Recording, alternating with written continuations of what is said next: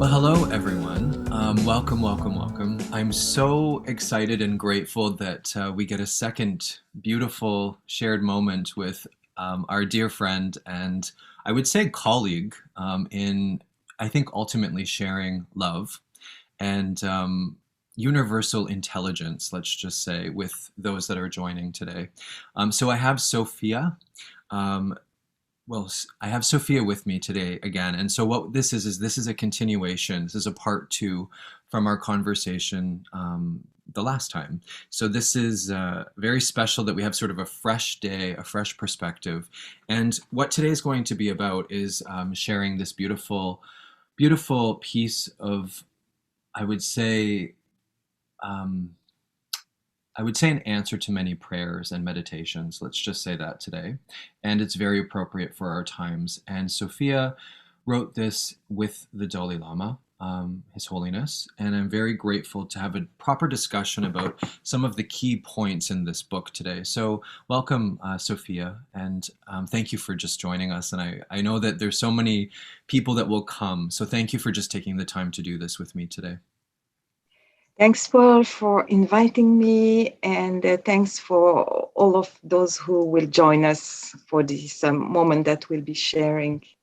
I just got chills again because I feel that that's the thing that we know very much that will happen is that this is a timelessness of love, and love is timeless. So if you're coming on a replay to this, just know that this is a live, shared moment of our hearts and our souls united in, I think, ultimately a human connection to the natural, I think just the natural way that life blooms.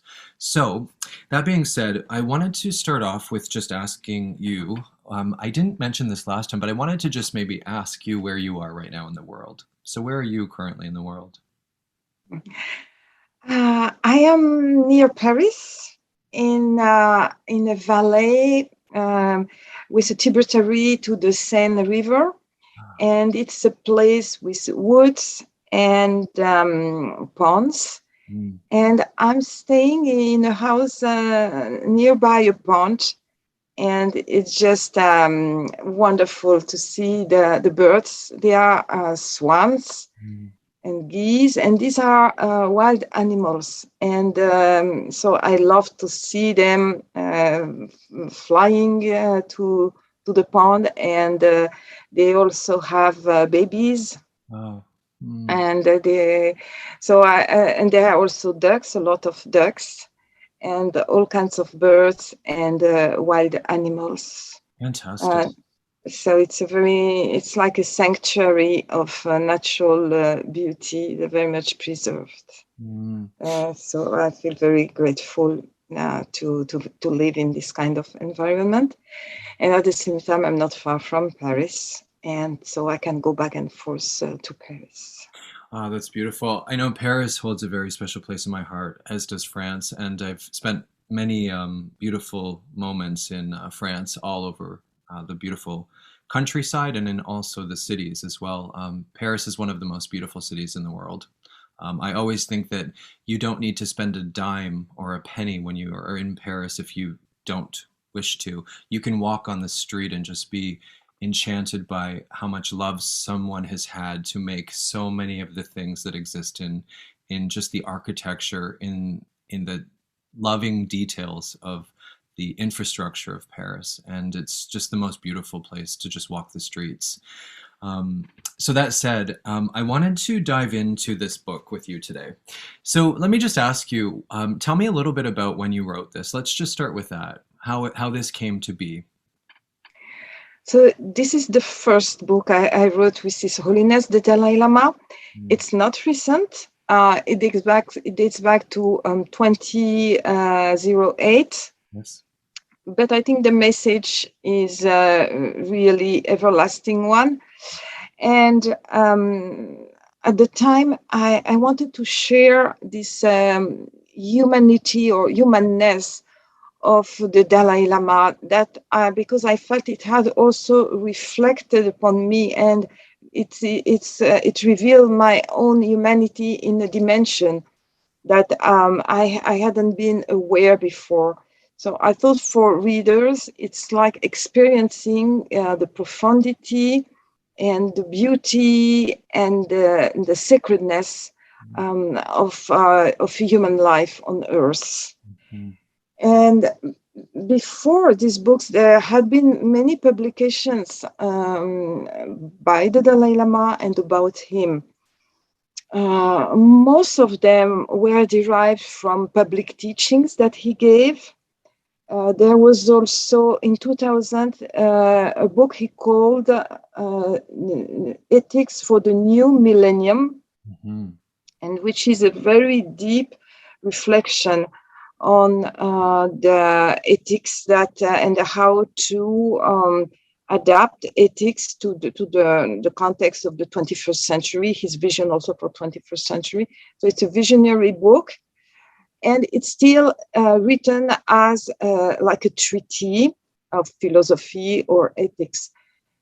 And I hadn't seen before a book that would concentrate on the human qualities of the heart Right. that the Dalai Lama exemplifies so well. And this had struck me, and it had been really like a torch in my life. And this is what I felt I could share with the readers. And I had discussed the book project and also the title, My Spiritual Journey. And the Dalai Lama liked this kind of approach, where he is a spiritual master, but here it's as if spiritual equals to human, Right. and showing us how we could be human beings beyond what we truly are. And in fact, I kind of dreamed of planet Earth with 8 billion Dalai Lamas. I thought it could be like they call the Pure Land, or what you call heaven on earth, Yes. if all of us were developing these qualities, these fundamental qualities. The message of the Dalai Lama is very powerful, because he says, I'm just one human being among others. There is nothing special about me. So this is what he keeps saying, and it allows us also to identify with him. That's a beautiful, first of all, thank you for, I felt your heart so deeply in what you just shared. And it's interesting, I think the last time that we were together, I was a little bit nervous and I had a different energy that day. I feel very different today with you. I feel very settled. I feel much more calm. I went for a walk in nature before I did this today, which I do every day, to honor, I think some silence, and also some power that exists always in life, in nature around us. And I think the Dalai Lama is so good at reminding us of what it means to be a human being. And I think I do want to say one thing that's on my heart while you were just speaking, just to amplify something beautiful. One of my favorite spiritual teachers is Dr. Maya Angelou. And one of the things that she taught me a long time ago is that nothing human shall be alien to me. And I think that if we always remember, and this, she always spoke very eloquently about the brute, the beast, the batterer, because what we're supposed to do as a human being is remember that if those qualities exist in someone else, they can also exist within us. And this teaching has stayed with me, and it's very profound. It came to me in 2011 when I had heard that for the first time, and it was in a great space of healing for me, where I was making a choice to essentially do something good for the world with my personal life. And I remember that so specifically, because no matter what, if I get triggered, or if I get unstable, or if things get scary, or if I have someone that does something that I don't agree with or that I don't like, I always remember that they're coming at it from a perspective of being a human being, forgetting kind of what's possible when you choose the inward journey of what the Dalai Lama speaks so eloquently about, and Maya Angelou spoke so eloquently about. And when we remember that we're all human beings first, like the Dalai Lama so beautifully does, we enter a space of equality, because we are all equally human.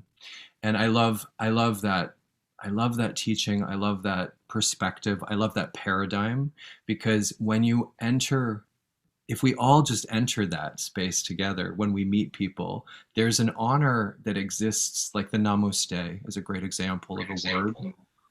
But I love it because it really is a profound understanding. And I love how you spoke to showing the Dalai Lama's heart. And I'm really want to sort of zoom in and tap into that more today. So that's my intention. And before we came on and before I hit record, I just asked your intention, and I'd like to just read this and share mine as well. But you had said essentially, and I'm just being a witness and a mirror to you, but it's essentially just to follow up with the last conversation that we had, the wonderful conversation that we had the last time, which was wonderful. And if you haven't seen it, definitely take some time to watch that. It's geared a little bit more towards a children's sort of perspective or a young adult's perspective. So do that. And we're all young, and I think we have to remember that we're always young and we're always maturing. So that being said, the other part of this that's wonderful is the part that you had said just about to essentially encompass the love for humanity that the Dalai Lama has and the chance to be heard. And the chance to be heard is, I think, something that really profoundly resonates with me. And I love that because I think that we often forget, the power that we have, and to be heard is a powerful, powerful thing. So I would like to just amplify essentially your intention today. So I want to mirror that. It's my same intention. And I also want to make sure that we bring emotional intelligence essentially for human life. And I think that we're in this great precipice of emotional intelligence right now. And we must remember that we are emotionally intelligent beings. And as such, when we come out of space of being emotionally intelligent, it's where we've processed enough of our life with our heart and our soul to show up for the blessing of each new day, to do something to help the world. And it's my mission sort of in the world, is to hold community around the world with that sort of in mind. So what I'd like to do is I'm going to dive into some points that I brought together. So I'm just going to pull up essentially a PowerPoint here. And I wanted to just begin by going through this gorgeous stream of work. Bear with me for just 2 seconds while I get this set up. And let's do the slideshow and play. Okay. So this is essentially what we've put together today. Well, I've put this together today, and I'm going to just share sort of where I'm coming from and where I'm at currently. So this is essentially, my intention is to create heaven on earth with those that are doing good for the world, that are doing things with consciousness or from a perspective of the potential and living it right now from the heart in these times. And I believe that we're living on the planet with some very beautiful, old, very timeless souls right now. And we're here for a big change that's happening on the earth. So just to share a little bit, if you don't know me, I am a reverend and doctor of ministry, and it's taken a long time to sort of be able to say that now, a lot of work. And I have essentially 8 albums to support the heart and the soul from within. So all positive, kind, loving music for your heart and your soul. And in this, I also wanted to just share that this is, again, Sofia Stril-Rever. And on episode 4, which I mentioned, we spoke about this book, which is essentially a wonderful call for revolution, a vision for the future that you wrote. And this was in 2017, correct? Yes. Yes. So this was a beautiful conversation that was lovely, and definitely check it out. It's on my YouTube channel. And then today, from episode 4 into episode 5, we're going to be again diving into the journey of this wonderful book, The Dalai Lama, and it's my spiritual journey, by essentially co-written in many ways with Sofia Stril-Rever. So this book is in how many languages? Remind me.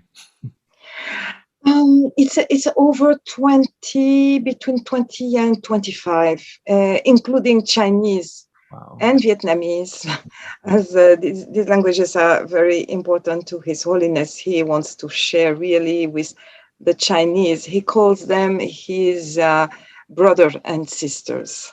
Wonderful, beautiful. All right, so again, this is our episode today. It's episode 5. and it's Heaven on Earth with me and Sophia. And what I'd like to do today is to essentially focus in on essentially just this beautiful vibration. And before I do that, I just want to give proper highlight to Sophia.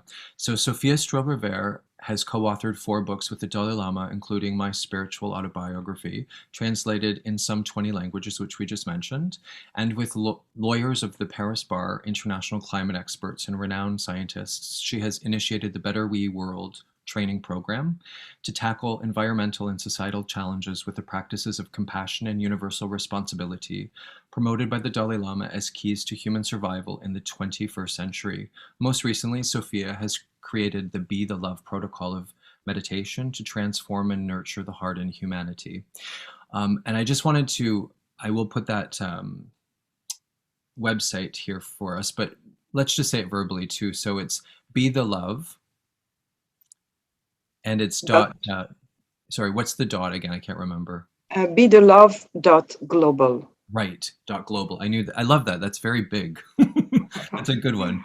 I don't see that very often, but that's powerful. Okay, so I think that it's important to begin by just stating and bringing together who is the Dalai Lama, and the reincarnation story of the great 14th Dalai Lama, Buddhist monk. And I'd like to just ask you, in your words, Sophia, just how you would like to express in a very nice, beautiful moment of who the Dalai Lama is.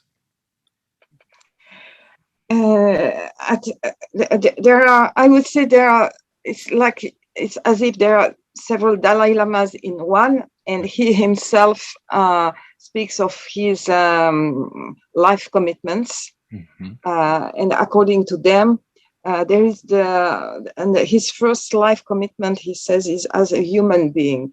So this we will probably develop later. Then his second commitment is as a Buddhist monk, because he is a Buddhist monk. And his third life commitment is as the Dalai Lama of Tibet. He has this special responsibility to guide the Tibetan people in this very difficult time. He has been in exile now for over 60 years. Wow. And his country is still under Chinese rule, with no basic freedom and human rights. So he really considers he has to be able to reconcile, and this is really he has been working on that, and he's still hoping for that. He's hoping to see the day when Chinese and Tibetans live together in harmony, when oppression and colonialism is over. And all his efforts have been devoted to that goal. Then when we consider the Dalai Lama as a Tibetan, he has this extraordinary and unusual story. He's not just an individual, but he is in the continuation of a lineage, because he is the 14th Dalai Lama. It means there were 13 Dalai Lamas before. The first one was recognized in the 14th century. And the Dalai Lamas used to live in the Potala Palace in Lhasa. I guess most of your listeners know about the Potala. And it's Potala itself means the land or the abode of the Buddha of compassion, right. Avalokiteshvara. And so it's the name itself says it all, because the Dalai Lamas are considered by the Tibetans and by their followers as the embodiment of enlightened compassion. And they are the guardians of love and compassion in our world. And they came in this lifetime with human appearance and a woman body to spread compassion. and to liberate human beings from suffering through the teachings, through also the example that they set for others. Mm-hmm. So all this lineage of enlightened beings started in the 14th century, and the present Dalai Lama is the 14th one. He has said many times that now, if there is to be a 15th Dalai Lama, this will be the decision, democratic decision of the Tibetan people, if they feel that there should be a 15th Dalai Lama. And that he'll reincarnate, even if he is not the Dalai Lama, but he'll reincarnate to help sentient beings. He said if Tibetans decide he will be the next Dalai Lama, and if they don't wish to have a 15th Dalai Lama, he may reincarnate even as an insect. And as such, he will dedicate his life to the well-being of people. And there is also a political issue now with the Dalai Lama's reincarnation, because the Chinese government would like to use the Dalai Lama reincarnation as to reinforce their political power in Tibet. Mm-hmm. So the Dalai Lama made it very clear that as long as the Communist Party will keep its rule over Tibet, he'll definitely not reincarnate in Tibet. Mm-hmm. And there is also so much political imbroglio around his reincarnation, and the foreign governments have also made a pledge that they will protect the recognition of the 15th Dalai Lama. Mm. One of the so you can. Yeah, go ahead. Please finish. No, I just wanted to say, so you can see from this that it's a very big issue that goes much beyond the life of a single man. Yes, beautiful. Well, one of the things that I think is really beautiful and interesting to many people, and it's very interesting to me how, I think what's fascinating to me is, having studied, I would say, pretty much all of the major world religions and some of the smaller ones as well. I'm very interested in particular how, in many ways, that Christian sort of belief is that you just get one life. And it's very interesting to me when you start exploring spirituality. It's very, if you're coming to this and you haven't thought of multiple incarnations or multiple lives in a new life, I think it's something to definitely consider. And I think what's really beautiful about Tibet in particular is I think it has a great deal to teach the world. I always say that there's many things to learn from every country around the world. There are many things to learn. We have to learn from each other. We have to learn how to, I think, ultimately show up with our heart for the cultures that are different from our own, so that we get to see the contrast of God, or the contrast of creation, the contrast of what that really is. And I have witnessed that, having traveled a lot around the world, as I'm sure you have, Sophia, is that when you travel, the best part about traveling is seeing cultures and people loving in different ways. But at the root of it all is this passion for life, this passion for living. And I'm very fascinated, whether you have money or not, whether you have, wealth beyond all measure, or if you are even, I've been to India and been more moved in India than any other place by, I think, just the beauty of the contrast of life. And when you do that, you learn about things that you can't learn about without opening your mind or exploring your heart and the mansions within you as you experience. So I really like how you prefaced this with just the incarnation of the Dalai Lama. And there's much to consider when you explore this. So this book is a really great book to sort of, I think, dive into something that maybe you hadn't considered, perhaps, and take some time with it. So, what I just wanted to just highlight here that I think is interesting, just to add some oomph to what you said, is just ultimately recognized as the Dalai Lama, officially taking the throne as the spiritual leader of Tibet at age 4 on February the 22nd, 1940, if my facts are correct, which I think they are. And after years of scattered protests, a full-scale revolt broke out on essentially in March 1959, and the Dalai Lama was forced to flee the uprising, essentially with Chinese troops. And on March the 31st of 1959, he began a permanent exile in India, settling at Dharamsala, where he established a dramatically based shadow Tibetan government, essentially, kind of taking care of Tibet from a land where he was safe, essentially. And I think you've been obviously to Dharamsala, it's in India. And I just wanted to ask you what it feels like when you're there. What does it feel like when you go?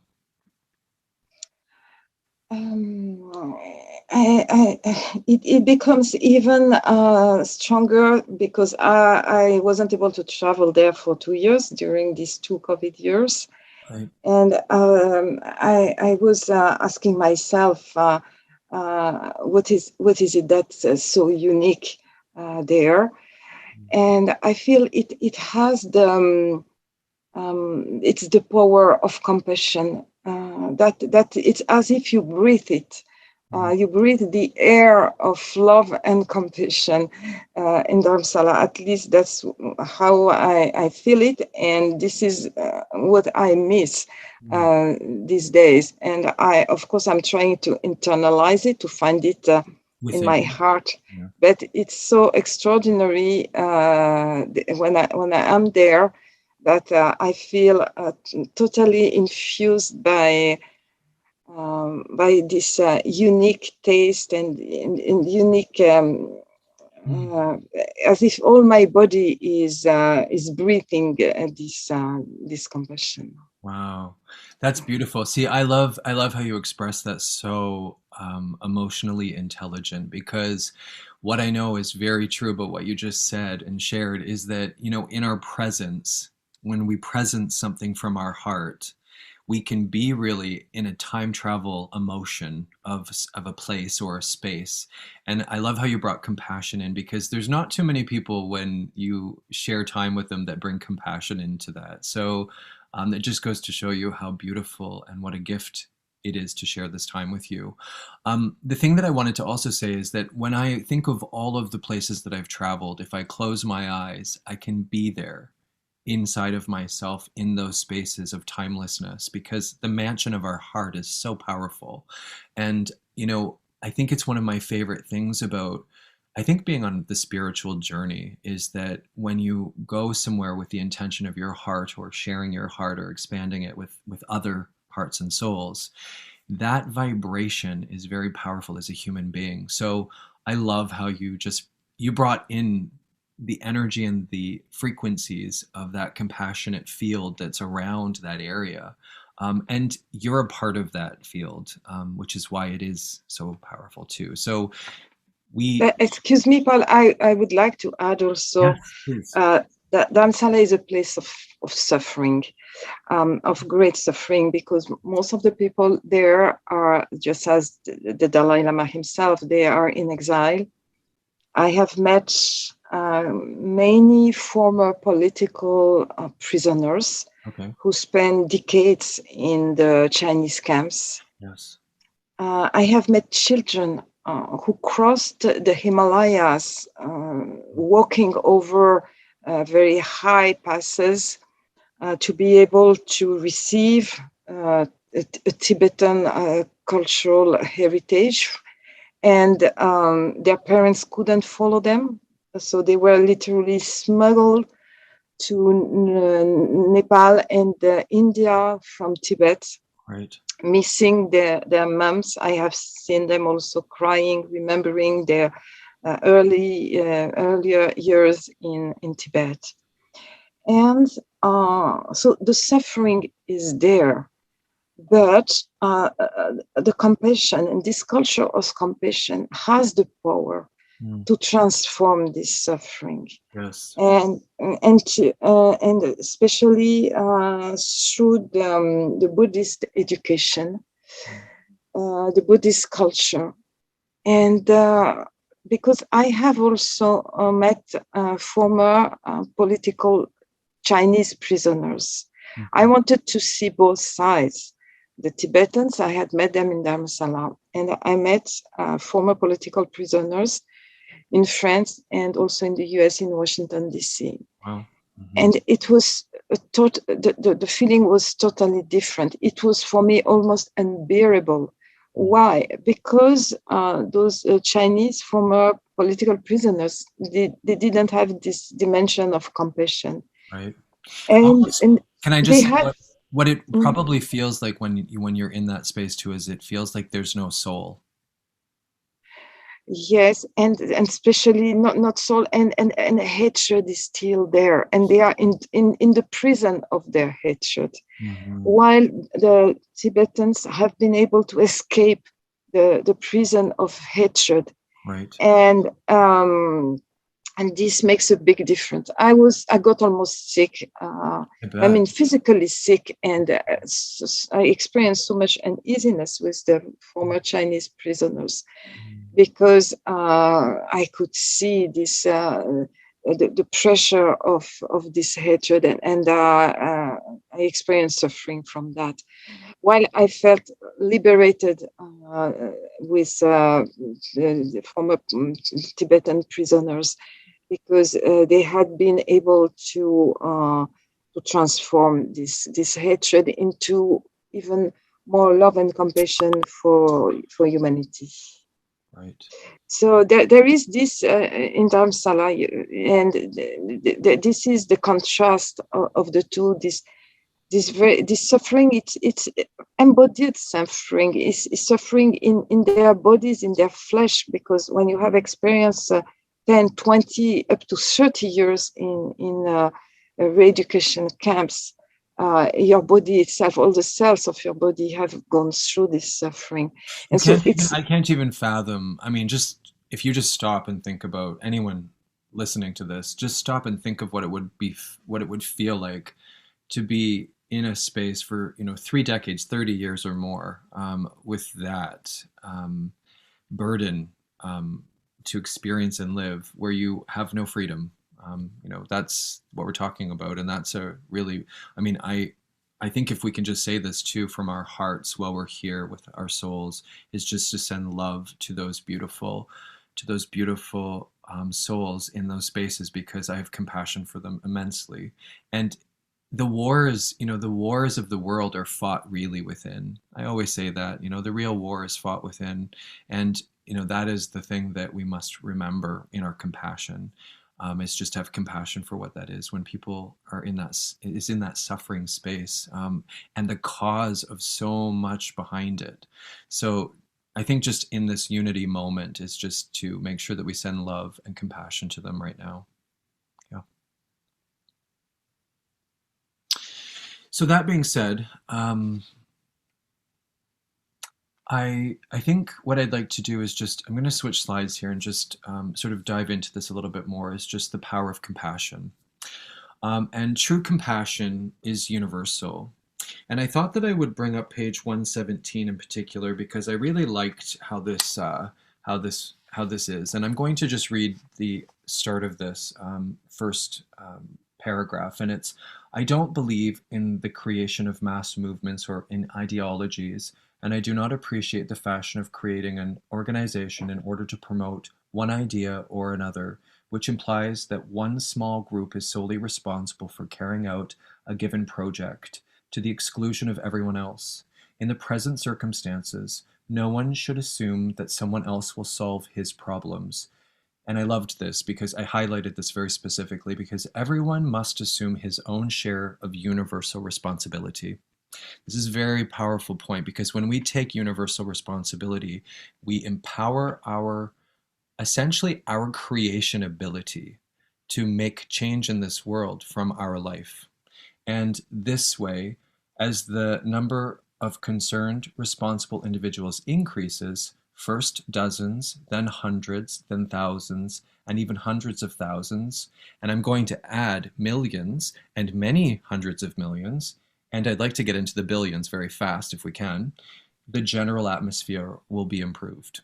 And I love this. I love this because I think what I've witnessed in my own experience of my life is I think until you understand that we're powerful, we have self-worth, until we understand this within ourself, in our own heart, within our own soul, within our own life, we are powerful and we are worthy of being here. We don't need permission from anyone else to exist. Because we're here, we matter. And when you start really embodying that, it takes some time to sort of feel that.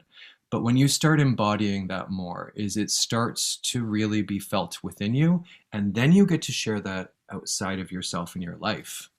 And this is the thing that I'm very interested in my work, is that we are here to hold hands and support each other.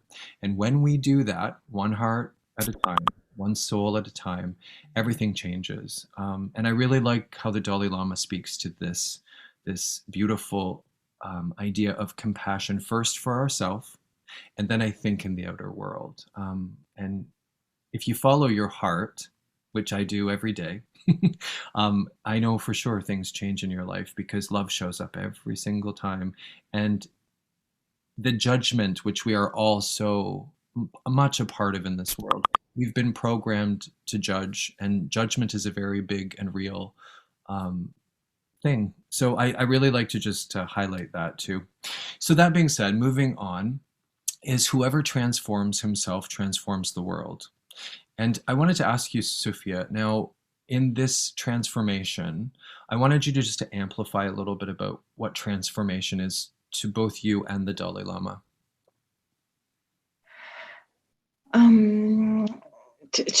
We have to go to the root of this transformation. What makes it possible? We mentioned before universal responsibility, and universal responsibility as well as transformation is based on on realizing universal love. It's not separate. Right. And the Tibetans have, I think, a very powerful analogy in the practice of love, compassion, or responsibility, is that of the mother. Right. And very often the Dalai Lama refers to his mom. He says she was his first guru. And I really love this idea because he is the highest representative of Buddhism, and his most important guru was his mother. And why? Because his mother exemplifies love and compassion. Mm-hmm. And she gave him her total love, and this is how he became the Dalai Lama. Yes. And universal responsibility might sound as some philosophical concept, but it's not. It's really taking into consideration the fact that we live in this interbeing or interconnection with others, and that we wouldn't survive without others. We are dependent on others for everything. Mm-hmm. We are sitting here behind this computer on the table. And if you think of the table itself, the table didn't appear just by magic. The table, if you go back, it was a forest, and there was a seed that was nurtured by the rain and also by sunlight, and it became a tree.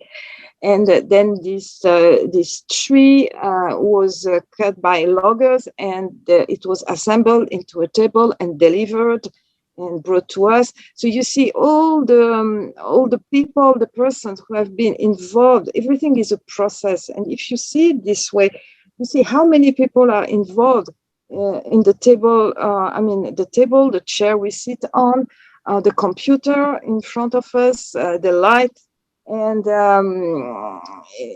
all the and then the world becomes so human, because we feel also we are part of this process. And the universal responsibility, it could be very simply expressed as the feeling of gratitude and of giving back. We have been so much blessed to, and we have received so much, and each instant we receive so much from others, from people we'll never meet, but they are there. And because of them, we enjoy all these facilities, from the moment we wake up in the morning to the time we go to sleep, and the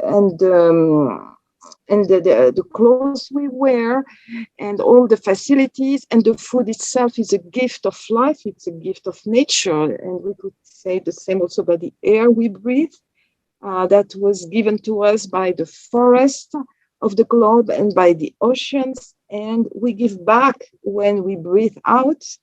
Also, the CO2 that we breathe back will nurture the forest and the plankton of the ocean. Mm-hmm. So there is this fundamental reciprocity, and practicing universal responsibility is becoming aware of that.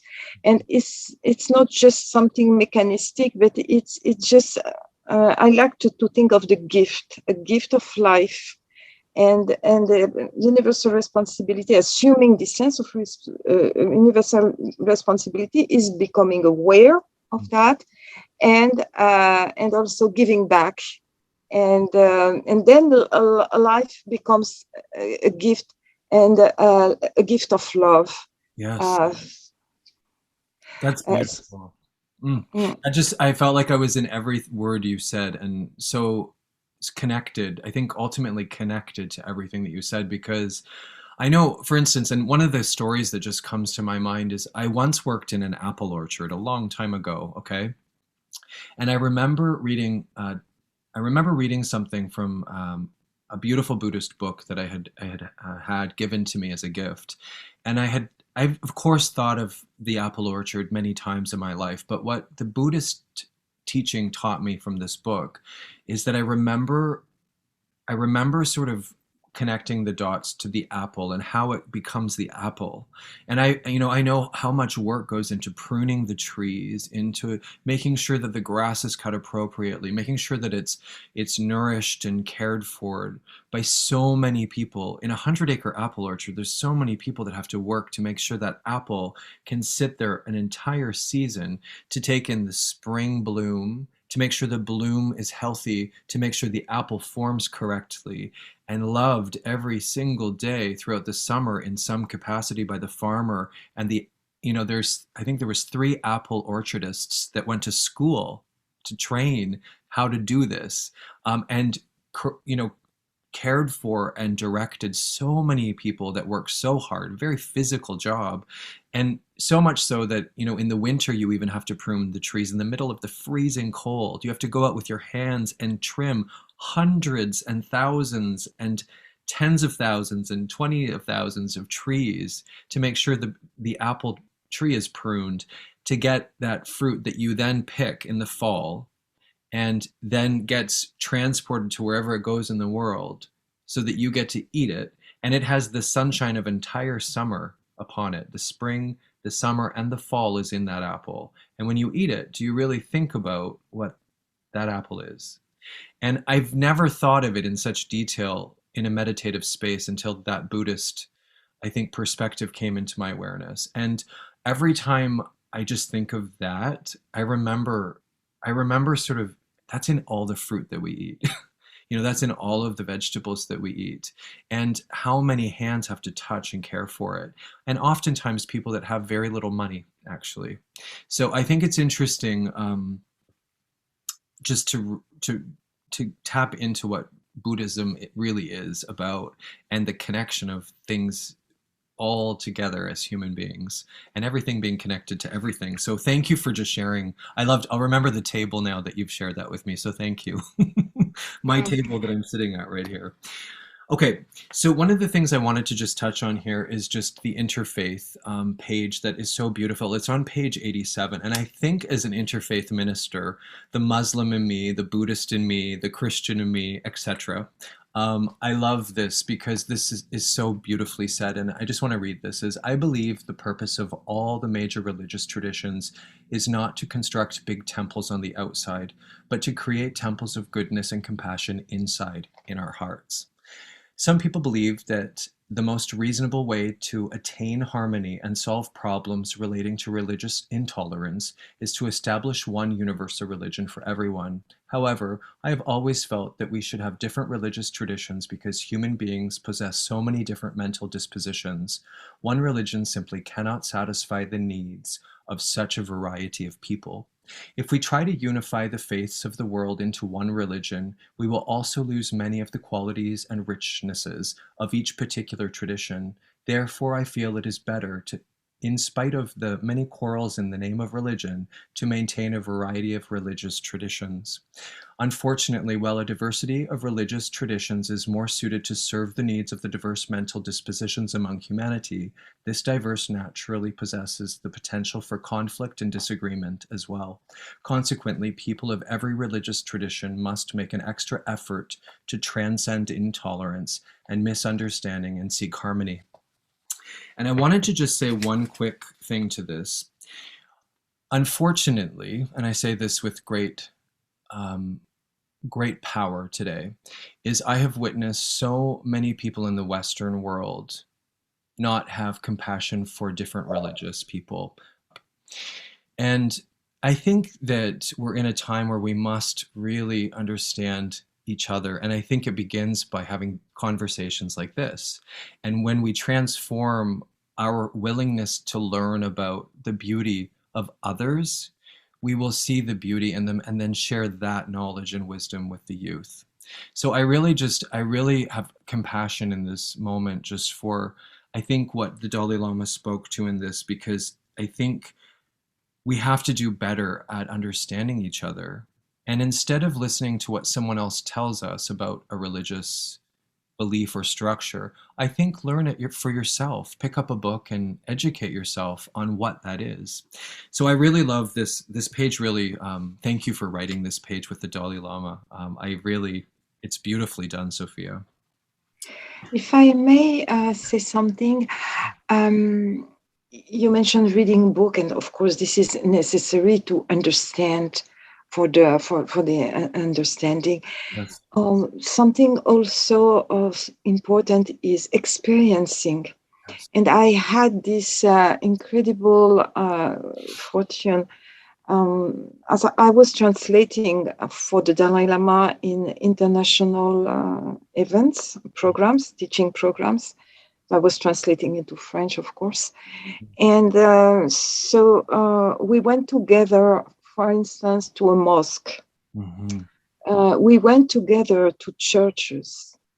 And in those places, I could sense, and I think everybody there was so much moved because the Dalai Lama was praying with all his heart. Yes. Mm-hmm. And when he was, I wasn't there, but I also I remember pictures of him in Lourdes. Lourdes, you may, of course, you know, in the south of France, is a place where the Virgin Mary appeared Yes. to a young girl, Saint and he Bernadette.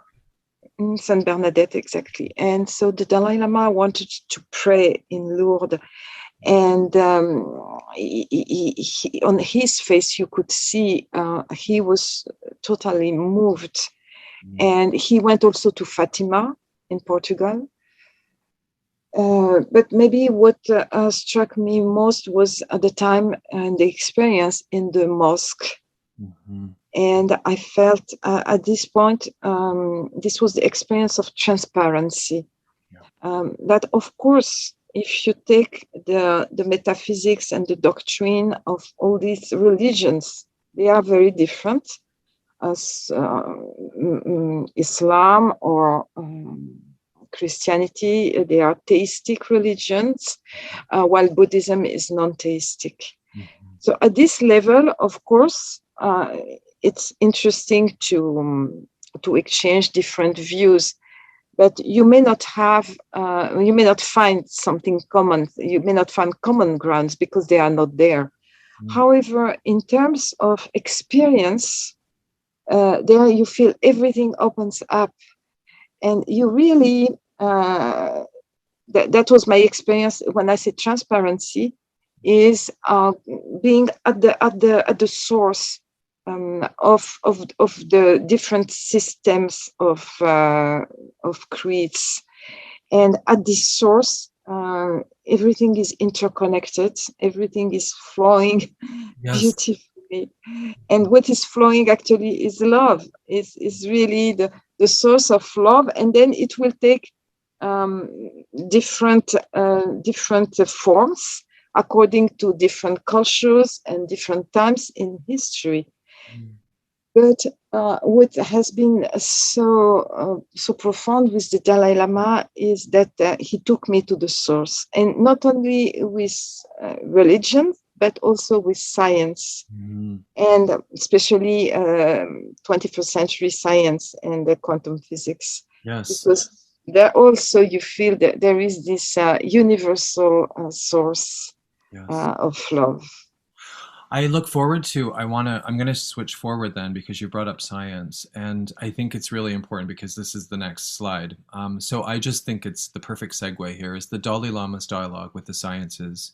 Humanity is at a crossroads. And I think it's important, all of us, we need to take stock and to take account and an accounting of where we're at in our evolution. I like the word evolution because we're an evolving, beautiful creation, ultimately.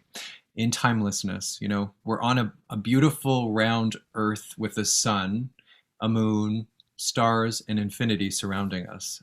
And that alone, if we just open our mind to that we all share this beautiful planet, it's a beautiful thing. And I appeal to scholars to bring into their professional work the values stemming from the fundamental ethical principles we all share as human beings.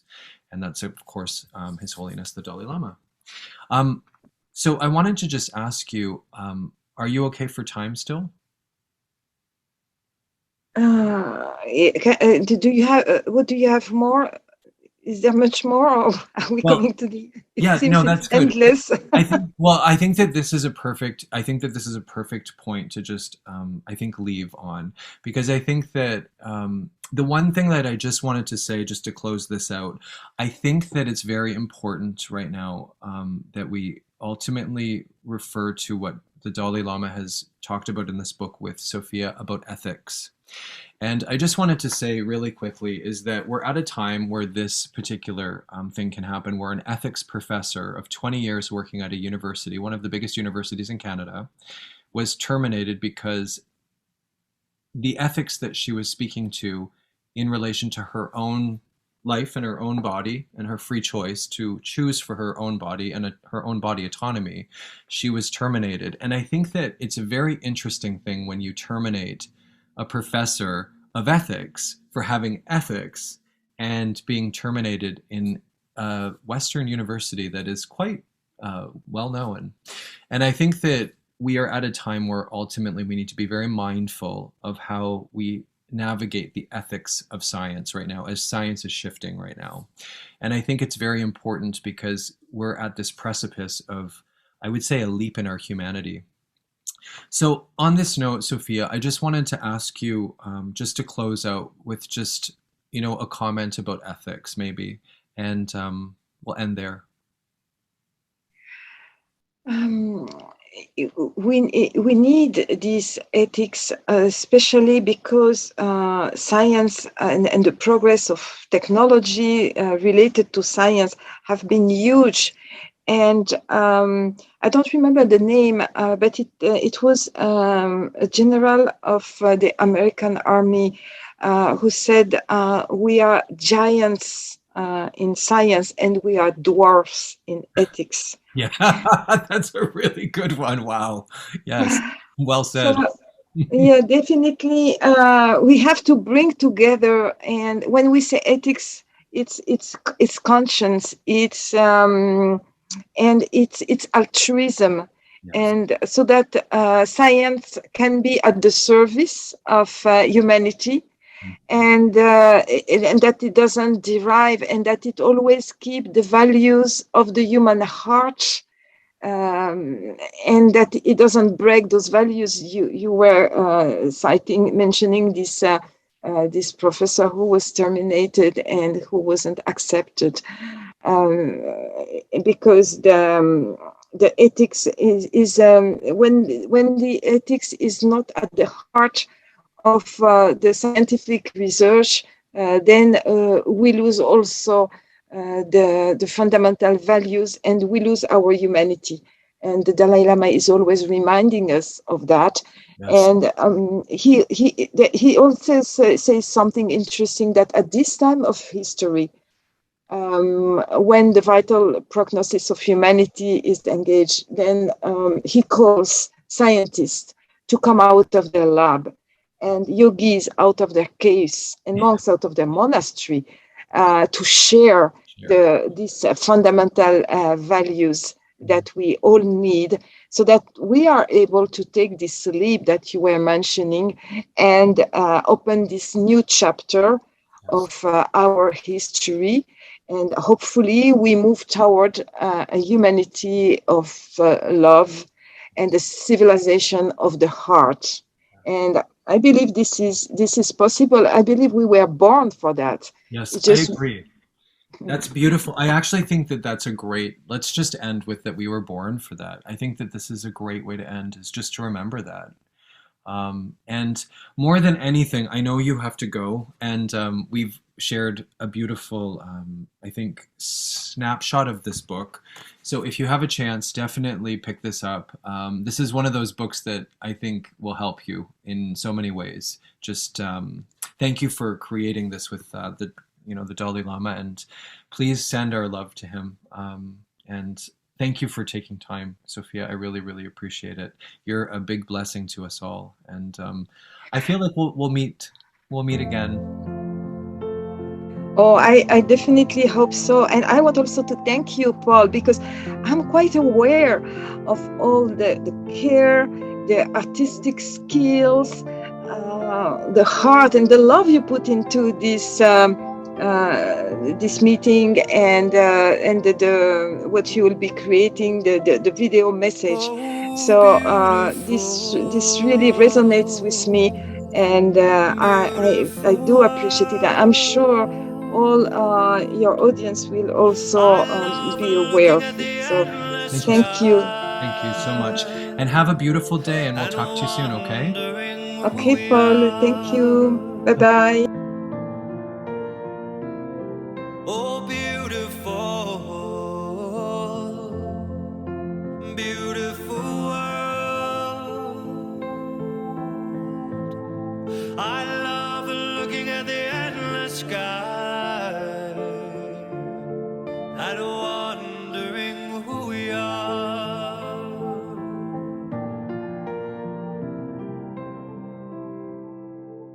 Because I see heaven is inside of me, and I know we are so much more.